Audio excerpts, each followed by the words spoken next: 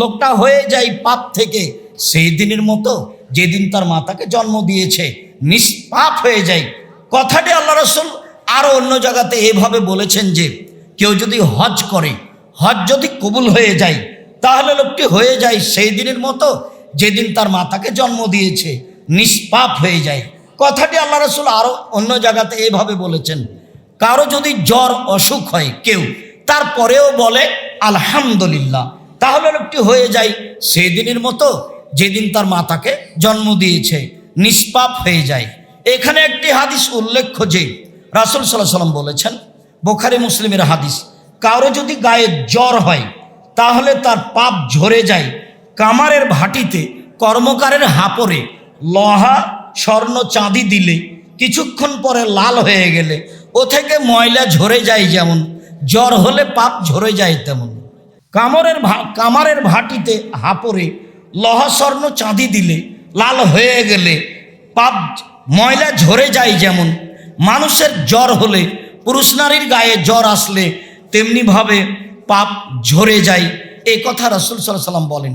যদিও আমাদের দেশের লোক বা এখন বর্তমান মানুষের হাতে টাকা পয়সা হলেই, মাথা ব্যথা হলেই তারা চিকিৎসার জন্য সিঙ্গাপুর যেতে চায়, ধৈর্যের হিসাব তারা করে না।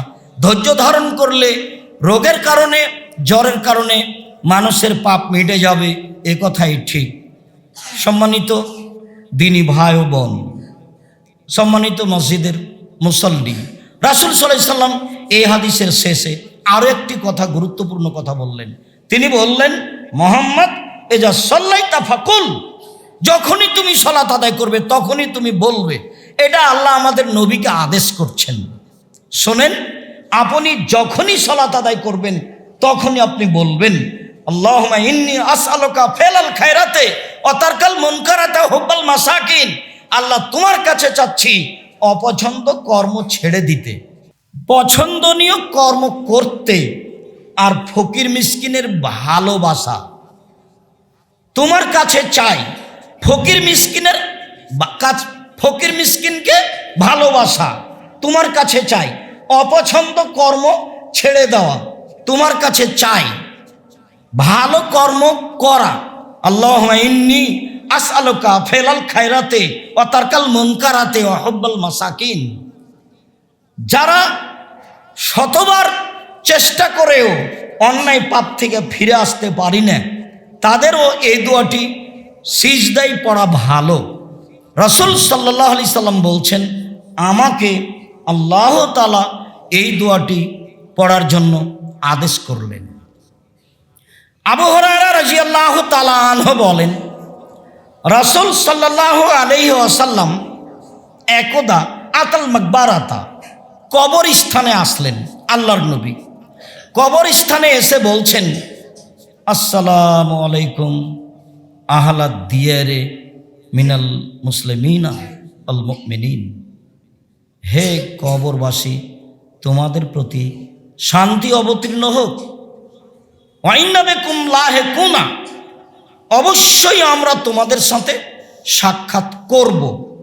এইটুকু বলার পরে তিনি বলছেন, ইন্নী ওয়াদাত্তু আন্না রাআইনা ইখওয়ানানা, আমার মনটা চাই যে আমি আমার ভাইদের সাথে সাক্ষাৎ করি। এই কথা মুহাম্মদ সাল্লাল্লাহু আলাইহি ওয়াসাল্লাম বললেন। কবরের পাশে এসে এই বাক্য বলে ফেললেন যে আমার মনটা চাই যে আমি আমার ভাইদের সাথে সাক্ষাৎ করি। এইটুকু বলতেই সাহাবীগণ বলছেন, কেন আওয়াল আসনা ইখওয়ানাকা, আমরা কি আপনার ভাই নই? আপনি এভাবে বললেন মানে? কবরে এখানে সালাম দিয়ে বলছেন আমার মনটা চাই যে আমি আমার ভাইদের সাথে সাক্ষাৎ করি, কেন আমরা কি আপনার ভাই নই? তখন আল্লাহ রাসূল উত্তরে বলছেন, আনতুম আসহাবি, তোমরা হচ্ছ আমার সাথী, তোমরা হচ্ছ আমার সাহাবী, তোমরা হচ্ছ আমার সঙ্গী। ওয়া ইখওয়ানুনা আল্লাযীনা লাম ইয়াতু বাদু, আর আমার ভাই হচ্ছে ওরা যারা এখনো আসেনি, আমার অবর্তমানে যারা আসবে তারা আমার ভাই। এই কথা মুহাম্মদ সাল্লাল্লাহু আলাইহি ওয়াসাল্লাম বললেন। তখন সাহাবীগণ বললেন, কাইফা তারিফু আল্লাযী লাম ইয়াতি মিন উম্মাতিকা, যে আসেইনি আপনার উম্মাতের তাকে আপনি চিনবেন কিভাবে? এটা সাহাবীগণ বলে ফেললেন। তার মানে বিবেকের একটু কথা উল্টা হলে সাহাবীগণ ধরে বসতেন যে এটা কেমন কথা। আপনি তাদেরকে চিনবেন কিভাবে? যারা আসেইনি তারা আপনার ভাই, তো আপনি আপনার ভাইদের চিনবেন কিভাবে? এই কথা আল্লাহ রসুল বললেন। তখন আল্লাহ রসুল বলছেন, আচ্ছা দেখো তো, আর এই তোমাদের মতামত কি? লাউ আন্না রাজুলান লাহু খাইলুন গুরুন মুহাজ্জালুনা, কারো যদি একটা ঘোড়া থাকে, সাদা লাল থাকে, কপালে সাদা দাগ থাকে, হাঁটুতে সাদা দাগ থাকে, যদি কারো ঘোড়া থাকে সাদা লাল চকমকে, বাইনা জাহারাই খাইলিন বহমিন দহমিন, হাজারো লাখো বিকট কালো ঘোড়ার মাঝে, খুব কালো ঘোড়া বাকি হাজারো লাখো ঘোড়ার মাঝে যদি সাদা লাল একটি ঘোড়া থাকে কারো, হালিয়ারেফো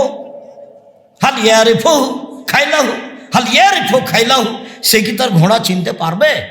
এইটা সাহাবীগণকে জিজ্ঞাসা করলেন আল্লাহর নবী। তখন সাহাবীগণ বলেন, হ্যাঁ তা তো পারবে। তখন আল্লাহ রাসূল বলছেন, শোনো, আমার উম্মত হুম ইয়াতুনা ইয়াউমাল কিয়ামা মিন আসারিল ওজুয়ে গুররাম মুহাজ্জালিনা, বিচারের মাঠে আমার উম্মত অজুর জায়গাগুলি চকচকে অবস্থায় আসবে, তাদের অজুর অঙ্গগুলি চকচক চকচক করবে। ওই লোকটা যেমন সাদা লাল দেখে হাজারো কালো ঘোড়ার মধ্যে নিজের ঘোড়া চিনে নিবে, আমি মুহাম্মদ সাল্লাল্লাহু আলাইহি সাল্লাম আমার উম্মতের অজুর জায়গাগুলি দেখে আমি তাদের চিনে নিব। অন্য এক বর্ণনায় এসেছে, সাহাবীগণ বললেন, কাইফা তারিফু উম্মাতুকা মিন বাইনিল উমামে ফিমা বাইনা নূহিলা উম্মাতিকা, হাজার হাজার কোটি কোটি মানুষ চলে গেছে, নূহ থেকে নিয়ে আপনার উম্মত পর্যন্ত কত মানুষ গেছে, আপনি তাদের কিভাবে চিনবেন? তখন আল্লাহ রাসূল বলছেন, শোনো, হুম ইয়াতুনা মিন আসারিল ওজুয়ে, তারা আসবে বিচারের মাঠে অজুর চকচকে চিহ্ন নিয়ে, 1 2। তারপরে বলছেন, লাইসা কাযালিকা গায়রুহুম, অন্যরা কেউ এভাবে আসবে না। তাহলে একবারে আদম থেকে নিয়ে কিয়ামত পর্যন্ত রাসূল সাল্লাল্লাহু আলাইহি সাল্লামের উম্মত ব্যতীত অজুর চেহারা চকচকে হয়ে আর কেউ আসবে না, শুধু আমরাই, শুধু রাসূল সাল্লাল্লাহু আলাইহি সাল্লামের উম্মতই বিচারের মাঠে অজুর অঙ্গগুলি চকচকে অবস্থায় আসবে, যা তিনি বললেন। তিনি আরো বললেন, ওয়ারিফুহুম আন্নাহুম ইউতুনা কুতুবাহুম বিআইদিহিম, আমার উম্মতের ডান হাতে আমলনামা দেওয়া হবে, এইটা আমি দেখে চিনে নেব। আবার বলছেন, ওয়ারিফুহুম তাসানা বাইনা আইদিহিম যুরিয়াতুহুম, তাসা বাইনা আইদিহিম যুরিয়াতুহুম, তাদের সামনে তাদের ওই সব ছোট ছোট ছেলে মেয়ে যেগুলো বাল্য অবস্থায় মারা গেছে, তারা ছুটাছুটি করবে, আমি এইটা দেখে আমার উম্মত চিনে নিব। তাহলে তিনি তার উম্মতকে চিনে নেওয়ার 3টি চিহ্ন আলামত উল্লেখ করলেন। তার একটা হলো এই যে আমাদের নবী মুহাম্মদ সাল্লাল্লাহু আলাইহি সাল্লামের উম্মত বিচারের মাঠে আসবে অজুর চিহ্নগুলি চকচকে চকমকে অবস্থায়, যা দেখে আল্লাহর নবী আমাদেরকে চিনে নেবেন। 2, আমাদের ভালো মানুষের হাতের ডান হাতে আমলনামা দেওয়া থাকবে, এইটা দেখে তিনি চিনে নেবেন এইগুলি আমার উম্মত।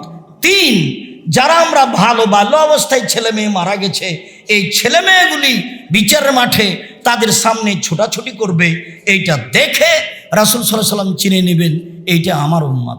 সম্মানিত মসজিদের মুসাল্লি, আজকের আলোচনায় আমরা উপস্থিত যারা মসজিদে আছেন তাদের জোরালোভাবে বলছি যে সুন্দরভাবে ওযু করবেন। আব্দুল্লাহ ইবনে মুকাফফা রাদিয়াল্লাহু তাআলা আনহু বলেন, রাসূল সাল্লাল্লাহু আলাইহি সাল্লাম বলেছেন, একুনো ফি হাজিল উম্মাহ কওমুন ইয়াতাদুনা ফি তুহুরে ওয়াদ দুআয়ে, অচিরে আমার উম্মত আমার পরে এমন হয়ে যাবে, তারা অজুতে সীমা লঙ্ঘন করবে আর দোয়াতে সীমা লঙ্ঘন করবে। দোয়াতে সীমা লঙ্ঘন করা হচ্ছে চিৎকার করে দোয়া করা, যেটা আমাদের দেশে ফরজ সালাতের পরে বিভিন্ন জায়গাতে ইমাম মুক্তাদি হয়ে থাকে। এটা হলো চিৎকার করে দোয়া করা, মানে দোয়াতে সীমা লঙ্ঘন করা। আর আমাদের পানি ব্যবহারের সীমা লঙ্ঘন হবে, যেটা আমরা করছি। কাজে আমরা এখানে জামিয়ার ছাত্রদেরকে বিশেষভাবে বলতে চাই যে তোমরা যখনই ট্যাপটা ছাড়ছ তখন স্বাভাবিকভাবে ছাড়তে হবে, যাতে করে তোমার অজু করা সহজ হয়। এমনি তুমি ছেড়ে দিলে পানি আসতেই থাকছে, এটা তোমার জন্য ক্ষতি। এটা নেয়ামত, একটা পানি আল্লাহর অনেক বড় নেয়ামত, সেইটাকে তুমি অপচয় করছো, নষ্ট করছো, মানে অপমান করছো। এই নেয়ামতকে অপমান করলে ফলাফল তোমাকেই ভোগ করতে হবে। এইটুকু হিতাহিত জ্ঞান, বিবেক বিবেচনা তোমার ভিতরে থাকতে হবে। অজু সুন্দর করে করতে হবে, এ কথাই ঠিক। সুন্দর করে অজু করে নিয়ে পাপ মুছে দিব, মুছে নেওয়ার চেষ্টা করব, এবং এই সন্তুষ্টি দিয়ে আল্লাহর নিকটে বিদ্যায় চাইব। সুন্দর করে অজু করে 2 রাকাত সালাত আদায় করলে যেটা চাইবে মানুষ, সেটা আল্লাহ দিবেন মর্মে আমরা প্রাণপণে সেই চেষ্টা করব। আল্লাহ আমাদের তৌফিক দান করুক। আল্লাহুম্মা আমিন।